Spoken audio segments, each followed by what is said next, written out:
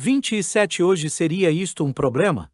Será que podemos vestir como uma roupa nova símbolos já feitos, crescidos em solo exótico, embebidos de sangue estrangeiro, falados em línguas estranhas, nutridos por uma cultura estranha, evoluídos no contexto de uma história estranha?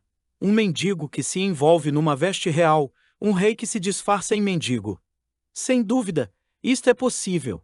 Ou há dentro de nós uma ordem de não participar de mascaradas, mas talvez até de costurarmos nossa própria vestimenta. 28 Estou convencido de que o depauperamento crescente dos símbolos tem um sentido. O desenvolvimento dos símbolos tem uma consequência interior. Tudo aquilo sobre o que nada pensávamos e aqui, portanto, faltava uma conexão adequada com a consciência em desenvolvimento, foi perdido. Tentar cobrir a nudez com suntuosas vestes orientais, tal como fazem os teósofos, seria cometer uma infidelidade para com a nossa história. Não caímos no estado de mendicância, para depois posar como um rei indiano de teatro. Mais vale, na minha opinião, reconhecer abertamente nossa pobreza espiritual pela falta de símbolos, do que fingir possuir algo, de que decididamente não somos os herdeiros legítimos. Certamente somos os herdeiros de direito da simbólica cristã, mas de algum modo desperdiçamos essa herança. Deixamos cair em ruínas a casa construída por nosso pai, e agora tentamos invadir palácios orientais que nossos pais jamais conheceram. Aquele que perdeu os símbolos históricos e não pode contentar-se com um substitutivo, encontra-se hoje em situação difícil. Diante dele o nada bocejante, do qual ele se aparta atemorizado. Pior ainda, o vácuo é preenchido com absurdas ideias político-sociais e todas elas se caracterizam por sua desolação espiritual. Mas quem não consegue conviver com esses pedantismos doutrinários, vê-se forçado a recorrer seriamente à sua confiança em Deus, embora em geral se constate que o medo é ainda mais convincente. Tal medo de certo não é injustificado, pois, onde o perigo é maior, Deus parece aproximar-se. É perigoso confessar a própria pobreza espiritual, pois o pobre cobiça e quem cobiça atrai fatalidade. Um drástico provérbio suíço diz: por detrás de cada rico há um demônio e atrás de cada pobre. 2.29 Da mesma forma que os votos de pobreza material, no cristianismo, afastavam a mente dos bens do mundo, a pobreza espiritual renuncia às falsas riquezas do espírito. A fim de fugir, não só dos míseros resquícios de um grande passado, é a Igreja protestante, mas também de todas as seduções do perfume exótico, a fim de voltar a si mesma, onde a fria luz da consciência e a desolação do mundo se expande até as estrelas. 30 Já herdamos essa pobreza de nossos pais. Lembro-me das aulas que meu pai me ministrava, preparando-me para a confirmação. O catecismo me entediava indizivelmente. Certa vez, ao folhear o meu livrinho, à espera de encontrar algo de interessante, meus olhos se detiveram no parágrafo sobre a Trindade.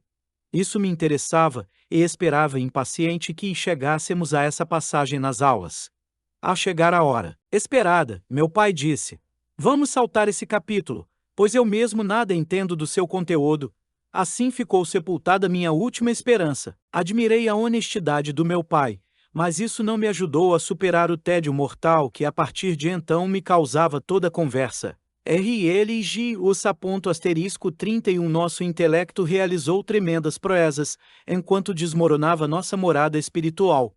Estamos profundamente convencidos de que, apesar dos mais modernos e potentes telescópios refletores construídos nos Estados Unidos, não descobriremos nenhum empírio nas mais longínquas nebulosas. Sabemos também que o nosso olhar errará desesperadamente através do vazio mortal dos espaços incomensuráveis. As coisas não melhoram quando a física matemática nos revela o mundo do infinitamente pequeno. Finalmente, desenterramos a sabedoria de todos os tempos e povos, descobrindo que tudo o que há de mais caro e precioso já foi dito na mais bela linguagem. Estendemos as mãos como crianças ávidas e, ao apanhá-lo, pensamos possuí-lo. No entanto, o que possuímos não tem mais validade, e as mãos se cansam de reter, pois a riqueza está em toda a parte, até onde o olhar alcança. O que julgávamos possuir se transforma em água, e mais de um aprendiz de feiticeiro acabou se afogando nessas águas por ele mesmo invocadas, caso não tenha sucumbido antes ao delírio de que esta sabedoria é boa e aquela outra Má é destes adeptos que provém os doentes preocupantes, os que julgam ter uma missão profética. Isto porque a cisão artificial entre a sabedoria verdadeira e a falsa cria uma tamanha tensão na alma, que dela surge uma solidão e uma dependência como a do morfinômano, o qual sempre espera encontrar companheiros de vício. 32. Uma vez que nossa herança natural se evola, dizemos com Heráclito que todo espírito também desce de sua altura ígnea. Quando o espírito se torna pesado, transforma-se em água, e o intelecto tomado de presunção luciferina usurpa o trono, onde reinava o espírito. O espírito pode reivindicar legitimamente o patrias potestas pátrio poder sobre a alma. Não, porém, o intelecto nascido da terra, por ser espada ou martelo do homem e não um criador de mundos espirituais, um pai da alma. No tocante a isso, Cleides acertou no alvo e Schiller, com seu restabelecimento do espírito, foi suficientemente modesto, pois ambos são filhos de uma época na qual o espírito não paira mais no alto, mas está embaixo, não é mais fogo, mas se tomou agiu a ponto asterisco 33, portanto, o caminho da alma que procura o pai perdido, tal como Sofia procurando Baidas leva a água, a espelho escuro que repousa em seu fundo. Aquele que escolher o estado de pobreza espiritual, a verdadeira herança de um protestantismo vivido até as últimas consequências, chega ao caminho da alma que conduz à água. Esta, no entanto, não é uma expressão metafórica, mas um símbolo vivo da psique escura. A melhor ilustração do que acabo de dizer é um caso concreto escolhido entre muitos. 34. Um teólogo protestante tem frequentemente um mesmo sonho. Ele se encontra numa encosta ao pé da qual há um vale profundo, e, neste, um lago escuro. No sonho ele sabe que algo sempre o impede de aproximar-se do lago. Mas agora decide ir até a água. Ao aproximar-se da margem tudo fica mais escuro e lúgubre, e uma rajada de vento passa subitamente sobre a água. Entra em pânico e acorda. 35. Este sonho nos mostra o simbolismo natural.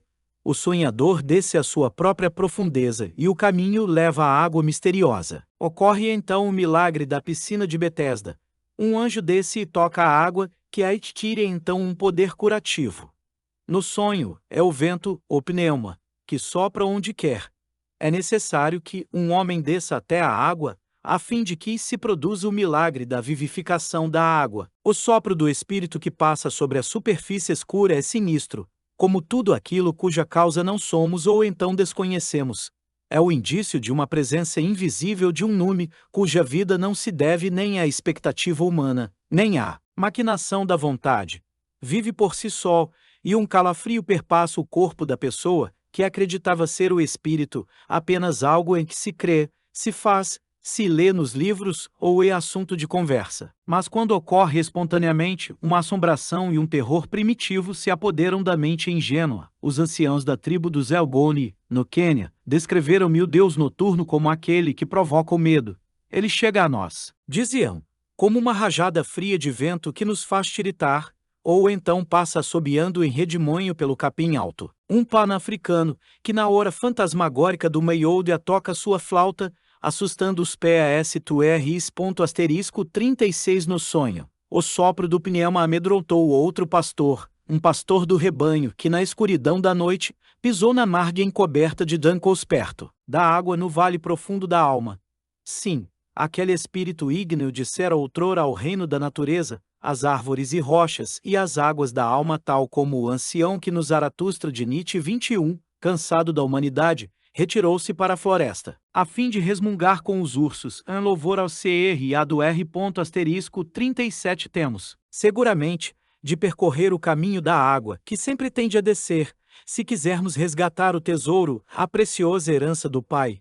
No hino gnóstico a Elima 22 o filho é enviado pelos pais à procura da pérola perdida, que caíra da coroa real do Pai. Ela jaz no fundo de um poço profundo, guardada por um dragão, na terra dos egípcios, mundo de concupiscência e embriaguez com todas as suas riquezas físicas e espirituais. O filho e herdeiro parte à procura da joia, e se esquece de si mesmo e de sua tarefa na orgia dos prazeres mundanos dos egípcios, até que uma carta do pai o lembra do seu dever.